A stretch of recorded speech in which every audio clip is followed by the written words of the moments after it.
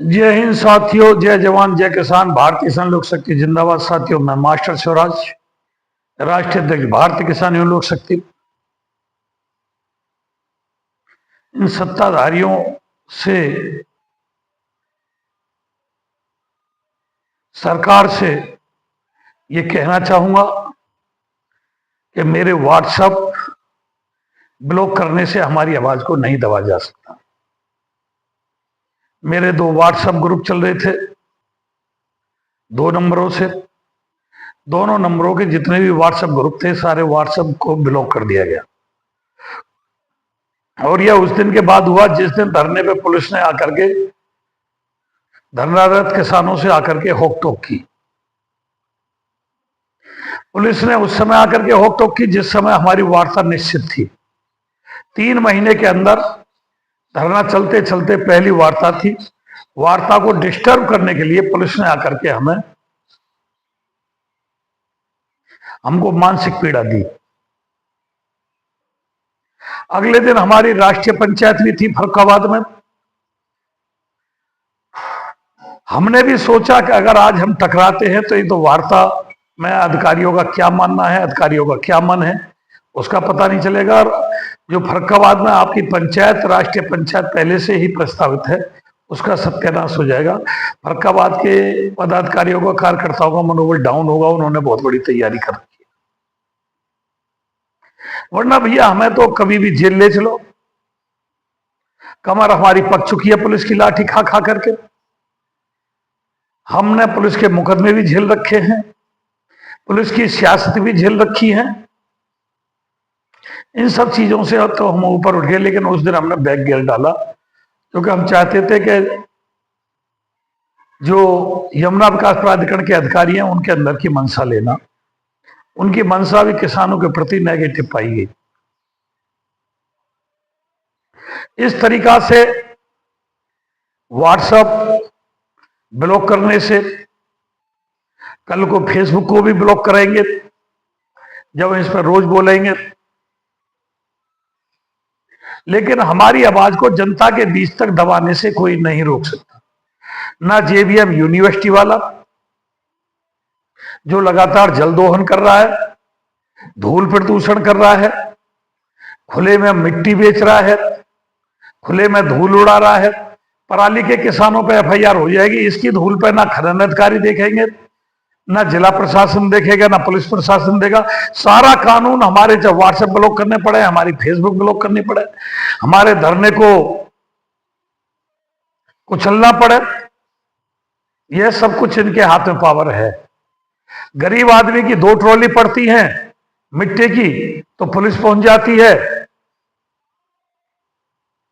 और इनके डंपर पे डंपर बाज रहे, खुली मिट्टी, ओपन मिट्टी, कोई ढकढकाव नहीं, ओवरलोड, पूरी सड़कों का सत्यानाश कर दिया, पूरा जल दोहन कर दिया।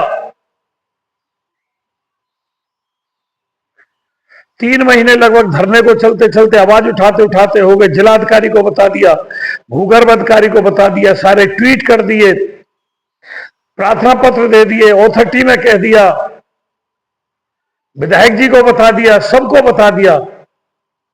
अरे भैया अभी तो ये जल दोहन हो रहा है, आगे केमिकल की फैक्ट्री आएंगी, वो भी नीचे जो सड़ा गला केमिकल है वो बोरिंग करके उसको नीचे पानी, हमारा जीवन दुर्भर हो जाएगा। कुछ लोग जो विकास की राह देख रहे हैं, हमारा दम घुट जाएगा, पीने का पानी मोल लेना पड़ेगा। आज नोएडा, ग्रेटर नोएडा में क्या हो रहा है, वहां का जल दूषित कर दिया। हमें जेबीएम यूनिवर्सिटी के जल दोहन से परेशानी नहीं है, लेकिन ये रास्ता बनाया जा रहा है। मुख्यमंत्री जी को पता है बोरिंग करके ये जो जल दोहन कर रहा है, जल को बहा रहा है। इधर माननीय मुख्यमंत्री जी जल संरक्षण की बात रात दिन भाषण देते हैं, किसानों पे बोलते हैं। ये सब झूठे राजनीतिक भाषण है। ना कोई किसानों का हितैषी है, ना किसी को किसानों की चिंता है। अपनी वोट की चिंता है तो बरेली कांड हो, हिंदू मुस्लिम हो, उस पर इन्हें वोट मिल जाती है। किसी मुद्दे पे वोट की बात इन्हें नहीं है। पता है कि मुद्दे पे किसान वोट नहीं करता, किसान वोट कर रहा है हिंदू मुस्लिम पे, तो इन्हें हिंदू मुस्लिम चाहिए देश में। एक दो जगह करवा करके उसको हाईलाइट कर देते हैं और वैसे हिंदू इसमें खुश हो जाते हैं, एक सूत्र में बन जाते हैं। चाहे भले ही जल दोहन हो, चाहे भले ही प्राधिकरण किसानों के अधिकार ना दे, चाहे भले ही किसानों की जमीन लूट करके आज जो यमुना एक्सप्रेस, वो जो पूर्वांचल एक्सप्रेस वे है, उसके आसपास की जमीन का जो सर्किल रेट है वह 6,000 से 10,000 रुपए तक है। यहां दिल्ली के नजदीक रहते हुए सर्किल रेट नहीं बढ़ रहा, 1,000-1,500 से 1,000 से ऊपर ही नहीं जा रहा। वह पूर्वांचल में है 6,000 से 10,000 तक, पूर्वांचल एक्सप्रेसवे के आसपास की जो जमीन है। यहां गौतम बुद्ध नगर सबसे ज्यादा टैक्स देने वाला, दिल्ली के नजदीक का। लेकिन यहां की जनता भी कुछ ऐसा ही चाहती है कि हमारी जमीन बंदे में लूट ली जाए, हमारा सर्किल रेट भी ना बढ़े। जो नई भूमि अधिग्रहण में 20% जमीन को रिजर्व करके किसानों को लौटाने की बात है, वो भी ना 20% तो जब लौटाएंगे, यमुना हाईवे के 7% के प्लॉट को खा गए, हमारी आबादियों को खा गए, कोई निस्तारण करने का कोई वो नहीं। और जो क्षेत्र डरा हुआ होता है, भयभीत होता है, जो अपनी आवाज उठा नहीं सकता, जो रात दिन डरता है, भयभीत होता है, उस क्षेत्र में कोई कुछ करा भी नहीं सकता। जो बोल नहीं सकता, अपने घर में नहीं बोल सकता, अपने गांव में नहीं बोल सकता, चर्चा नहीं कर सकता अपने बिंदुओं पर, धरना पे आना तो दूर, उनका यही हाल होगा। मेरे व्हाट्सएप भी ब्लॉक होंगे, मेरी फेसबुक भी ब्लॉक होगी, हमारी आवाज भी दबाई जाएगी, हमारे पास पुलिस को भी भेजा जाएगा, किसी भी तरीका से भेजा जाए, हमारे धल्ले को भी कुचलने का प्रयास किया जाएगा, और मुझे भी आगे पीछे कहीं भी जहां भी इनका हिसाब लगेगा, मुझे भी गिरफ्तार करके अकेले दुकेले में जेल भेजने का काम की तैयारी चल रही है कि मास्टर स्वराज को गिरफ्तार करो, जेल भेजो।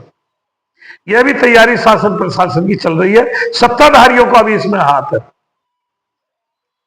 तो साथियों, दोनों व्हाट्सएप नंबर मेरे ब्लॉक हो गए हैं, फेसबुक को ये ब्लॉक करने जा रहे हैं, धरने को ये कुचलने जा रहे हैं, हमें गिरफ्तार करके कहीं आगे पीछे ये जेल भेजने की तैयारी में लगे हुए हैं। मैं अपनी आवाज आपके बीच तक पहुंचा रहा हूं। निर्णय लेना जनता जनार्दन के हाथ में है। हम रोए तो किसके सामने रोए? उन बहरे गूंगों के सामने